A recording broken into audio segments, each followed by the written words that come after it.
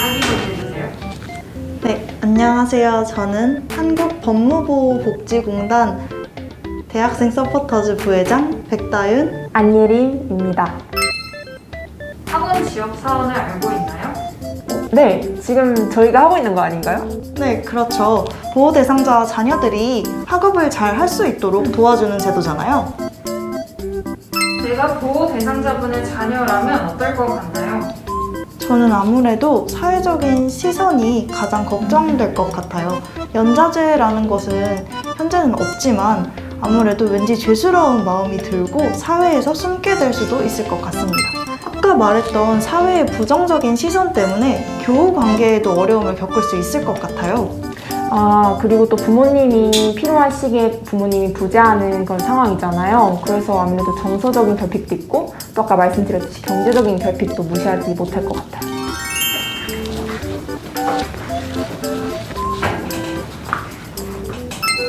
자기소개해주세요.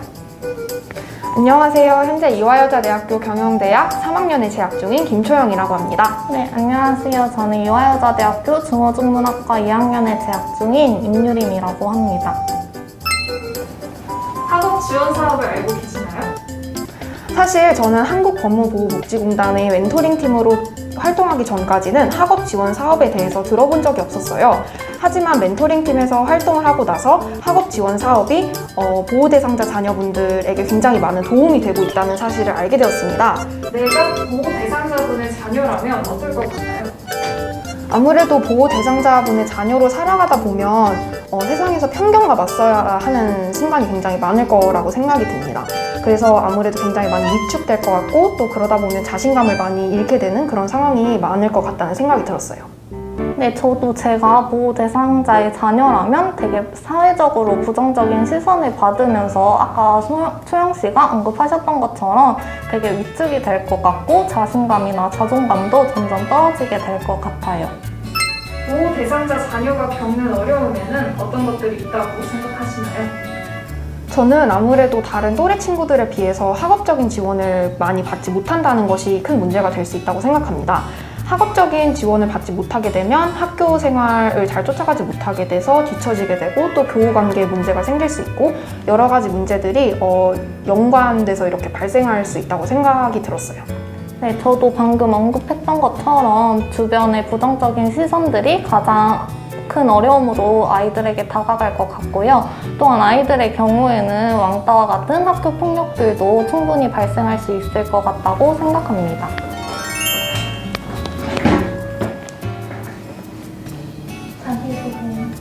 네, 안녕하세요. 저희는 한국법무보호복지공단 서포터즈 정내은, 화지원입니다. 학업 지원 사업을 알고 있나요? 네.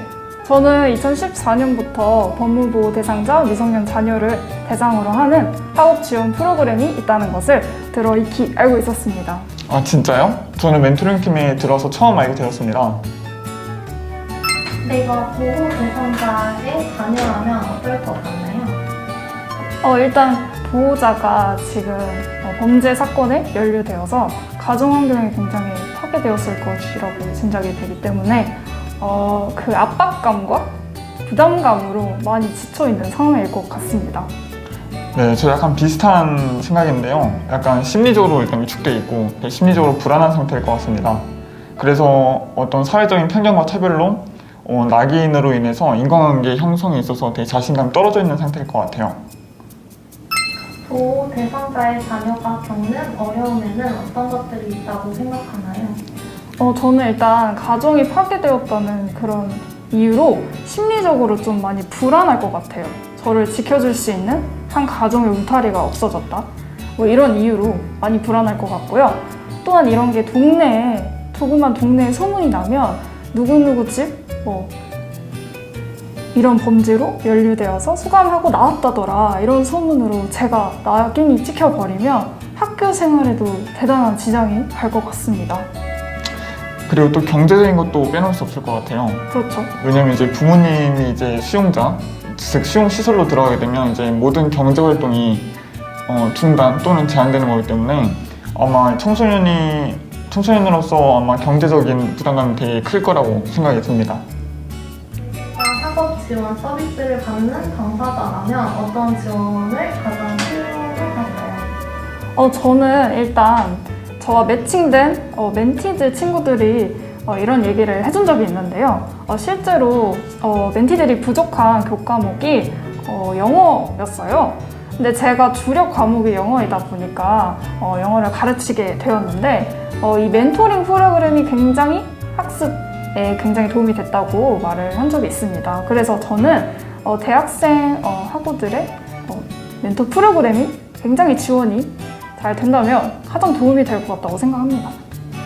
네, 그리고 또 심리적인 지원도 되게 중요하다고 생각합니다. 왜냐면은 건강한 삶을 살기 위해서는 심리적인 정서적인 부분도 빠질 수 없는데요. 역시 WHO에서도 건강은 육체적뿐만 아니라 정신적 건강도 얘기하고 있는 것처럼요.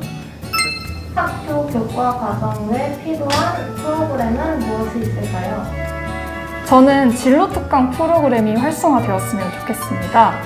실제로 저와 매칭된 멘티와 함께 대학교 학과별 소개 프로그램을 진행하고 있는데요. 이런 학과에 진학을 하게 되면 이런 교과목을 배울 수 있고 또 나중에 이런 진로까지 생각해 볼 수 있다. 이런 식으로 진행하고 있는데요.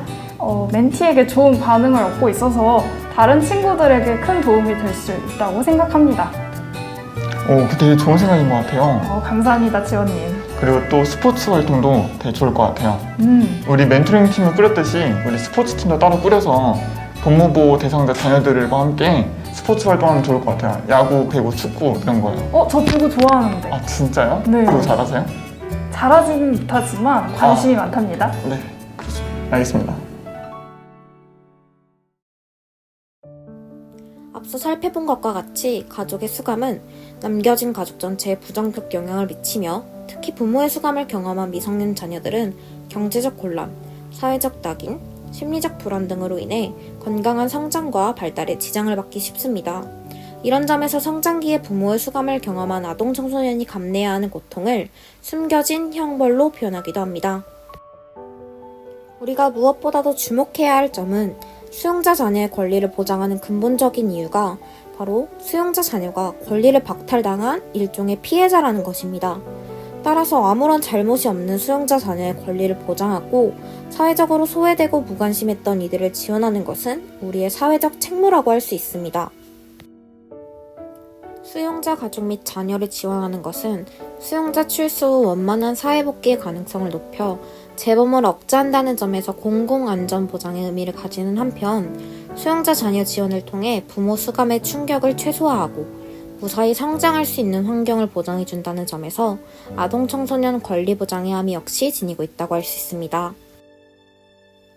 따라서 수용자 자녀가 부모의 수감으로 학업을 중단하지 않고 심리적 도움을 받으며 상처받지 않도록 지원할 체계가 필요합니다. 뿐만 아니라 수용자 자녀 가정에게 다양한 도움을 요청할 수 있다는 정보를 제공해주고 공직 체계에서는 사례 발굴과 연계를 마련할 수 있는 감수성이 필요합니다. 이를 위해서 사회복지기관과 공적 체계 담당자들을 위한 수용자 자녀 지원 필요성과 교육 훈련을 할 수 있는 방안을 마련해야 할 것입니다. 법무부 복지공단 역시 수용자 자녀들의 발달권을 위해 여러 지원 사업과 방안 마련을 위한 노력을 그치지 않을 것입니다. 그렇지만 무엇보다도 중요한 것은 그들의 변화와 권리 보장을 위해 우리 모두가 사회적 감수성과 관심을 갖고 함께 도우고자 하는 노력이 아닐까요?